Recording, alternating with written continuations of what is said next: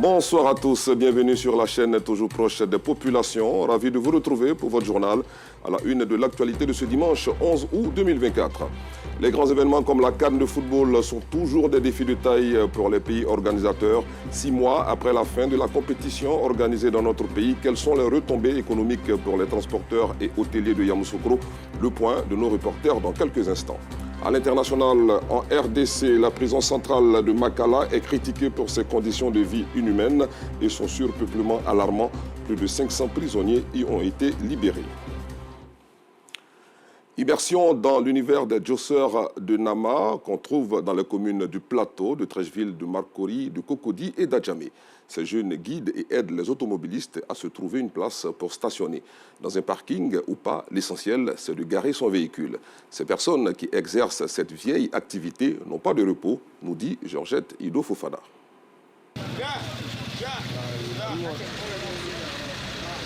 Adjamé, boulevard Nangui à Brogoua. Difficile de trouver une place pour stationner ici. Moyennant quelques pièces d'argent ou billets de banque, ces jeunes, communément appelés djosseurs de Naman, facilitent les allées et venues des automobilistes. On les appelle ici TPA, travailleurs pour avoir.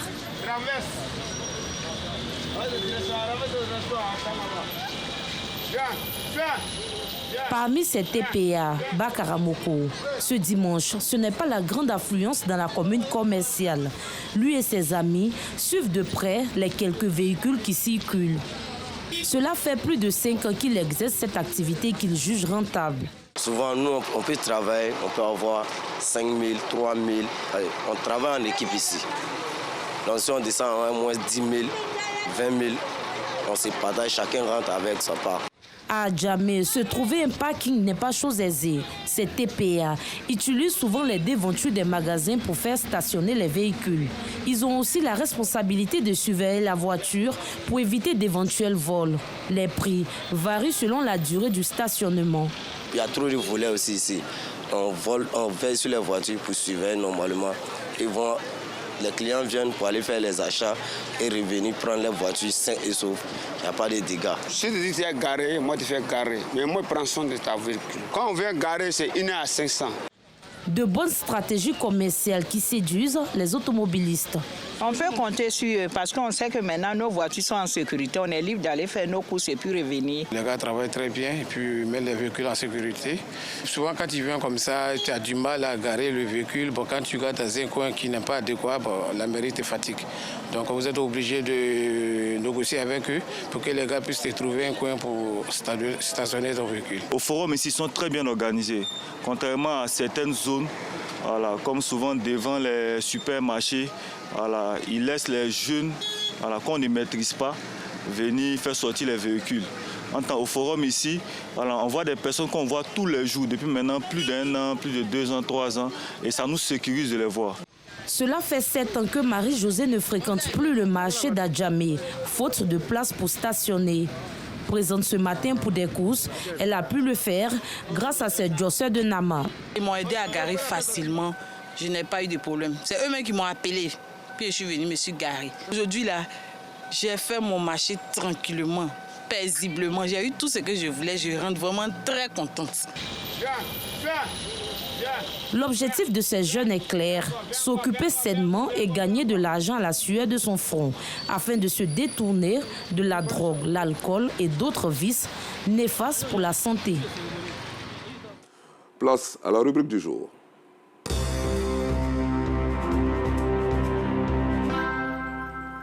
Durant la CAN de football organisée dans notre pays du 11 janvier au 13 février dernier, la capitale politique de la Côte d'Ivoire, qui recevait des matchs de la compétition au stade Charles Konambani, était en effervescence.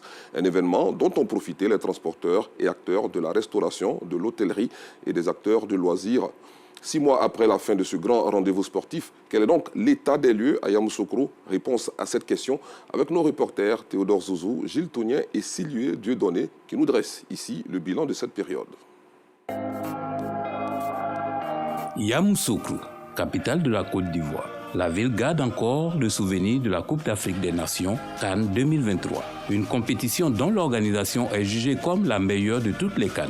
La CAN, un moment de toutes les opportunités qui reste à jamais gravé dans la mémoire des populations, surtout de ces chauffeurs de taxis communaux. Pendant la CAN, on garait, mais on gagnait beaucoup les courses. Au moment de la CAN, on gagnait plus par rapport à maintenant, en recettes. Maintenant, ça a réduit. On ne fait pas la même recette que le temps de la CAN. Pendant la période de la CAN, on a eu beaucoup d'argent. Vraiment, ça a marché. On gagne double de recettes. On a complété pour payer une voiture. Aujourd'hui, des taxis. Cet usager abonde dans le même sens. C'était très facile. Tu t'arrêtes sur le trottoir, dans 5 à 2 minutes, tu as un taxi vite fait. Tout le temps qu'a duré le tournoi, ces transporteurs se sont investis de la mission de garder l'image de la Côte d'Ivoire sécurisée et hospitalière. Plus de 6 mois après la CAN, en dehors des infrastructures sportives attractives laissées par cet événement de portée mondiale, quels sont les acquis pour cette corporation de travailleurs? Dans la ville natale de Feu Félix Houphouët-Boigny, premier président de la République, sont visibles les taxis communaux portant un code, un numéro identifiant unique pour chacun des véhicules. Une manière pour ces transporteurs de démontrer leur hospitalité et leur intégrité en permettant aux usagers de porter toute réclamation en cas de difficulté quelconque. Ce chauffeur est fier d'avoir fait des réalisations grâce à la CAN. Quant au syndicat des taxis communaux, c'est un bilan positif. La ville de Yamoussoukro a beaucoup bougé. Ça nous a plu, les activités marchaient beaucoup. Vraiment. Donc, mais aujourd'hui, c'est retourné à la normale. On n'a pas eu de soucis, seulement quelques accidents des taxis. Ça aussi, ça ne manque pas. Le fait d'identifier les taxis nous ont beaucoup aidés. Parce qu'il y a des étrangers tels que les Camerounais qui avaient perdu beaucoup de bagages dans les taxis.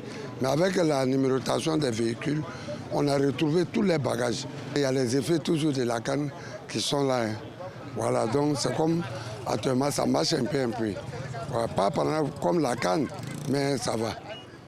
Du côté des restaurants, maquis et réceptifs hôteliers qui ont fait peau neuve, à l'occasion de cette messe footballistique, tous ont gardé le cap et font aujourd'hui la fierté des habitants de Yamoussoukro. Ces restaurants en plein air, au quartier Morofé, à l'entrée nord de la ville, où trouver un endroit pour stationner était difficile, sont à présent clairsemés de leur monde. Les propriétaires de ces cadres reviennent sur ce moment. Tellement que la CAN même ça marchait, il n'y avait pas de place. J'ai pris notre local, j'ai fait notre coin qui est devant. En tout cas, ça marchait. Les clients même venaient, eux-mêmes lavaient les assiettes pour se nourrir. Un temps de bonnes affaires pour eux qui ne font que des mets de chez nous à base de gibier. Pendant la CAN, on a eu assez de clients, un succès pour nous. Si il y a CAN tous les jours, ça nous arrange. Je ne dirais pas le mouton. Ce qu'on a eu, mais on a eu un peu, c'est bon. J'ai veillé pendant 2 jours.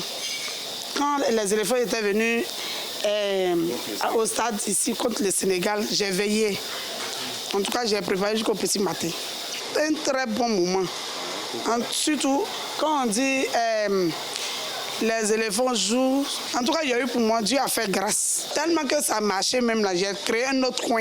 Pour la CAN 2023, les réceptifs hôteliers homologués par le ministère du Tourisme et des Loisirs ont rivalisé de stratégies pour glaner les meilleures parts du marché possible de la multitude de visiteurs à Yamoussoukro. Nous avons fait des rénovations d'abord sur le site en lui-même.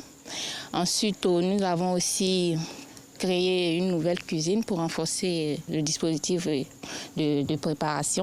Il a fallu qu'on investisse un peu autour de, je dirais, 6 millions à peu près. Nous avons agi sur 3 volets essentiels. Le volet technologie pour accroître la sécurité de nos hôtes, la formation et le recyclage de notre personnel. Nous avons agi sur les infrastructures. La CAN nous a permis de construire des salles de jeu. Une solidarité s'est tissée entre les différents établissements hôteliers afin de loger tous ceux qui désirent être logés sans surévaluer le coût des chambres. On a des hôtels partenaires avec qui nous arrivons aussi à collaborer dans le sens des clients qui viennent, qui n'ont pas pu avoir des séjours chez nous. Et ça se passe à merveille. Nous essayons de satisfaire les clients qui viennent chez nous. Il y a la tranquillité, il y a la paix, la quiétude. Vraiment, on s'occupe du client comme s'il était chez lui. Chez nous, nous disons comme ça que le client est un prince. Et il faut tout mettre à sa disposition pour que son séjour se passe dans les meilleures conditions. Des manœuvres qui ont permis au secteur hôtelier et du tourisme de relever l'attractivité de la ville de Yamoussoukro. La direction régionale du tourisme et des loisirs se réjouit du climat propice aux affaires économiques entretenu par ces différents acteurs sous sa coupole. Nous sommes passés de 282 établissements hôteliers aujourd'hui à 505. Nous n'avons pas eu de plainte au soir de la CAN. Ça veut dire que tout s'est bien passé. L'appel que je lance à ces opérateurs-là, c'est de continuer à maintenir le cap pour que la ville de Yamoussoukro soit cette ville attrayante qu'a voulu le premier fondateur de la Côte d'Ivoire. La Cannes de l'hospitalité ou Cannes 2023 a mis en lumière le professionnalisme des acteurs du transport, de la restauration, de la gastronomie, des activités de loisirs et de l'hôtellerie. Elle a aussi démontré leur capacité à répondre aux exigences de ces différents secteurs d'activité. Tous se sont investis de la mission de défenseur de cette vertu si chère à tout Ivoirien. Pays de l'hospitalité, illustration parfaite de ce que la Côte d'Ivoire peut offrir à ses visiteurs et touristes. On peut le dire, la victoire éclatante des éléphants de Côte d'Ivoire lors de cette CAN a propulsé notre pays sur la scène internationale, ouvrant ainsi de nouvelles opportunités pour le développement du tourisme et de l'économie locale. Intéressons-nous à présent aux Ivoiriens, modèle de réussite au Rwanda. Ce dimanche s'est tenu à Kigali l'investiture du président Paul Kagame, un mandat placé sous le signe de la paix, de la cohésion et de l'ouverture. Et justement, cette ouverture aux autres peuples, notamment d'Afrique, est une réalité. 70 familles ivoiriennes vivent au pays des 1000 collines. Notre équipe a rencontré des compatriotes ivoiriens. Comment vivent-ils? Quelles sont leurs activités professionnelles? Des éléments de réponse dans ce reportage signé Afisiata Karamoko Dosso et Kader Bachil. Guy Chouchou, quartier résidentiel de Kigali. Saïbou Koulibaly est le directeur général d'une entreprise. Cette firme distribue et commercialise les produits pétroliers et services associés. Nous le retrouvons en pleine séance de travail avec ses collaborateurs pour des projets futurs. Je coordonne toutes les activités de développement du business au niveau de la filiale. Ce pur produit de l'école ivoirienne, homme de terrain, a réussi à s'intégrer au Rwanda. Au niveau de tout ce qui est documents de l'immigration, en l'espace d'une semaine, j'ai pu obtenir mon permis de travail. Au niveau de l'école des enfants, ça a été aussi assez simple, vu qu'il y a des équivalences. Cette voie, Francine Kouadio l'a également empruntée. Cette opticienne exerce au pays des 1000 collines depuis 2017. C'est vrai qu'il y avait une petite hésitation, surtout au niveau des parents. Un pays qui sort des génocides, comme vous le savez. Quand j'ai entendu que c'est un pays en construction, en évolution, j'ai dit pourquoi ne pas tenter, et j'ai aimé. À quelques mètres de là, une enseigne attire notre attention. L'Abidjanaise. Il s'agit du nom de l'hymne national ivoirien. Mais ici, au quartier Réméra, l'Abidjanaise est un restaurant et la propriétaire a mis Camara, un fruit de la terre des Burnis. Dans sa cuisine, le Rwanda est à l'école ivoirienne. J'ai une vingtaine de personnes. J'ai 2 Ivoiriens et le reste, c'est les Rwandais. On les a formés. Ils font la cuisine ivoirienne. Sauce ivoirienne, il y a sauce combo, sauce arachide, il y a sauce joublé. Il y a beaucoup de sauces. Nous sommes un pays francophone. Ils sont un pays anglophone, donc c'est un peu difficile, mais bon, ça passe. Plusieurs mets rivalisent dans cet espace et la star du menu est l'attiéké, ce moule de manioc fermenté très consommé par les Ivoiriens et les Africains du Rwanda.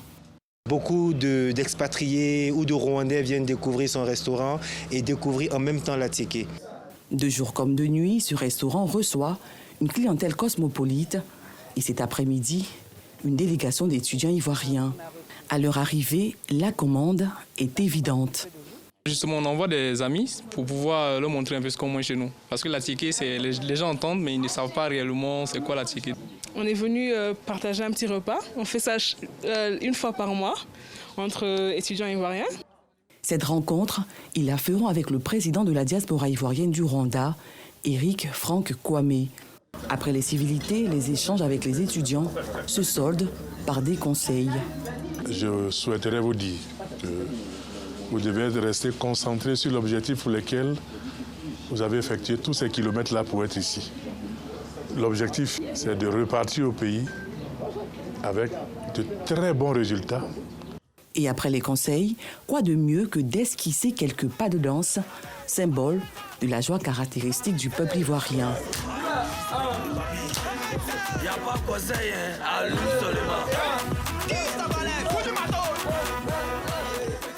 Ce sont 70 familles basées au Rwanda qui évoluent dans divers secteurs d'activité. Employés, entrepreneurs et étudiants, tous unis et disciplinés, ont compris que leur devoir est d'être un modèle. Un mot de culture dans cette édition. La première manche éliminatoire du Variétoscope, émission de vacances de la RTI, s'est tenue hier au Palais de la Culture d'Abidjan-Trècheville, en présence de Miss Belmondo Dogo, ministre de la Cohésion nationale, de la solidarité, de la lutte contre la pauvreté, d'élus municipaux, et de Jean-Martial Adou, directeur général par intérim de la RTI. Voici le compte-rendu de Bienvenue Kwao.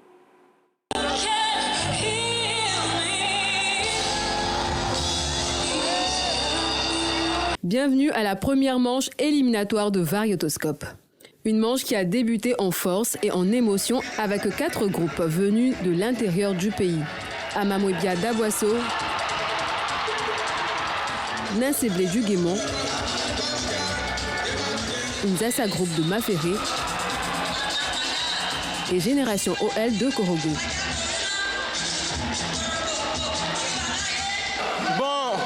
Un peu stressante, mais Dieu fait grâce. Nous allons quitter Koro, venir remporter et Inch'Allah, par la grâce de Dieu, nous allons la reprendre. Seule arme en poche, leur talent, leur savoir-faire en matière de chorégraphie et de scénographie, mais surtout leur abnégation et leur détermination. Ils sont motivés, l'esprit est là, vraiment. On ne néglige pas l'adversaire, mais on est confiant, on assure, on sait que Dieu va faire grâce et puis aujourd'hui on va le prendre. Nous sommes très confiants parce que nous sommes un groupe qui travaille ensemble depuis très longtemps, donc nous connaissons. On voulait tous dire aux populations d'Aboisseau qu'ils soient tous devant l'écran parce que nous allons nous montrer le meilleur. Réputé pour ses chorégraphies traditionnelles et ses faits de société, Variétoscope a des critères de notation basés sur l'innovation artistique, comme l'affirme Kiprezadi Landry, membre du jury. Il est fondamental, c'est la créativité, la dextérité, la synchronisation et surtout la beauté du spectacle. Bien que les critères soient statiques, le jury, lui, ne l'est pas, comme l'a rappelé Barthélémy Inabozoua, producteur délégué de l'émission. C'est un jury tournant, hein. Ce n'est pas les mêmes que vous allez voir à la deuxième manche. Ceux qui constituent des membres du jury pour les pistolets, ils se trompent. Il faut danser parce que nous sommes en télévision et on ne peut pas véritablement pistoler quelqu'un. Après les différentes prestations et la délibération du jury, Amamwebia d'Aboisseau a occupé la première place et file directement pour la finale. Aboisseau est suivi de Nzassa Group de Maféré, qualifié pour la manche des seconds. Les groupes du Guémont et de Korogo, arrivés respectivement 3e et 4e, sont eux éliminés. Occasion pour Miss Belmondo Dogo, ministre de la Cohésion nationale, de la solidarité et de la lutte contre la pauvreté, de rappeler à la jeunesse ivoirienne l'importance de cette émission phare de la RTI dédiée à la jeunesse ivoirienne. L'édition 2024 de Variétoscope est une heureuse opportunité d'inviter l'ensemble de nos concitoyens, particulièrement notre jeunesse, à pratiquer sans relâche les valeurs de solidarité et du vivre ensemble. Riche de notre diversité, nous avons l'impérieux devoir, dans l'unité et la tolérance, d'agir en toutes circonstances pour la préservation de la paix et la consolidation de la cohésion sociale, gage d'une Côte d'Ivoire cohésive, solidaire, terre d'hospitalité et de fraternité. C'est une jeunesse du district d'Abidjan qui a répondu présente à cette première manche et qui a manifesté sa joie de découvrir la qualité des prestations des différents groupes en compétition. Ancienne danseuse, je suis venue supporter le groupe d'Aboisseau qui était favori l'année passée et j'espère que ce soir, ils remporteront encore. Tout comme la jeunesse ivoirienne, des touristes également présents pour profiter du spectacle et découvrir la culture ivoirienne. C'est excellent et ça me permet de voir un peu la beauté de la culture ivoirienne, ce qui est vraiment ce que je ne connaissais pas en fait. Et là, je dirais que je suis un peu plus imprégné de ce qui est de la culture ivoirienne. Et il y a une certaine diversité que l'émission essaie de mettre en exergue, ce qui est très valorisant. I very much Tous les danseurs étaient fantastiques, j'ai beaucoup apprécié le spectacle. Toi, n'oublie pas que c'est Dieu qui nourrit le crapaud. Cette première manche de variotoscope a su captiver le public. La compétition ne fait que commencer. Deuxième manche éliminatoire, jeudi 15 août, toujours au Palais de la Culture de Treichville à 15h. Direction Boaké dans le centre de la Côte d'Ivoire où l'Inter Football Club d'Abidjan n'a pas pu assurer devant l'équipe de Aïnovi Football Club du Bénin lors du match d'ouverture des éliminatoires de la Ligue des champions féminines, zone UFOAB. Les filles du président Jean de Dieu se sont inclinées sur un score de 2-1. Le résumé de la rencontre avec Véronique Conan dans nos prochaines éditions. À l'international, pour terminer, en République démocratique du Congo, 527 prisonniers bénéficiaires de la liberté conditionnelle ont quitté la prison centrale de Makala, qualifiée de mouroir par la société civile. C'est la deuxième vague de libération en 2 semaines dans cette maison carcérale de 15 000 détenus, construite pour en accueillir 10 fois moins. Les autorités tentent de la désengorger après des dénonciations de plusieurs décès liés aux mauvaises conditions de détention. Point final, merci d'avoir suivi cette édition. Bonne suite de programme sur RTI2.